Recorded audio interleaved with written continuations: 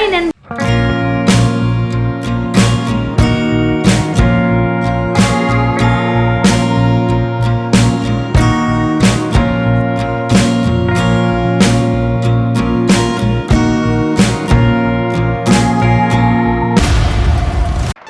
வாழ்க்கையில் நம்ம துணியாத வரையும் தாங்க நம்ம வாழ்க்கை நம்மளை பயங்காட்டும்.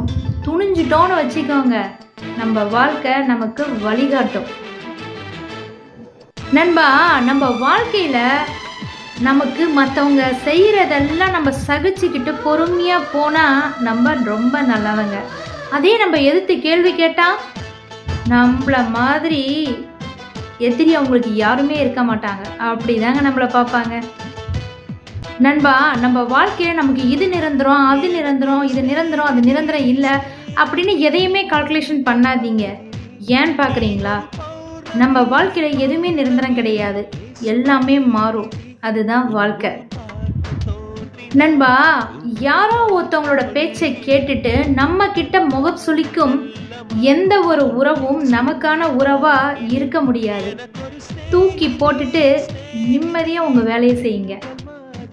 நம்மக்கிட்ட ஒரு சிலர் நான் கெத்தை காட்டுறேன் அப்படின்னு சொல்லுவாங்க. அது இல்லைங்க கெத்து. நான் சொல்கிற ஒரு 3 வார்த்தையில் தான் இருக்குது. அது என்னன்னு பார்க்குறீங்களா? நேர்மையாக இருக்கிறவங்க கிட்ட கர்வம் இருக்கும், துணிச்சலாக பேசுகிறவங்க கிட்ட ஒரு உண்மை இருக்கும், தப்பே செய்யாதவங்க கிட்ட ஒரு தைரியம் இருக்கும். இது 3 இருக்கிறவங்க தாங்க உண்மையாக கெத்து உள்ளவங்க.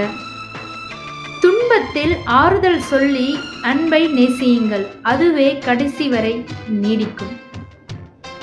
நம்ம லைஃப்ல காலம் போடும் கணக்கை நம்மளால மாற்றவே முடியாதுங்க. இறைவனால் மட்டும்தான் மாற்ற முடியும். அதனால நல்லதையே செய்வோம், நல்லதையே நினைப்போம், மற்றதெல்லாம் இறைவன் பார்த்துக்கொள்வார்.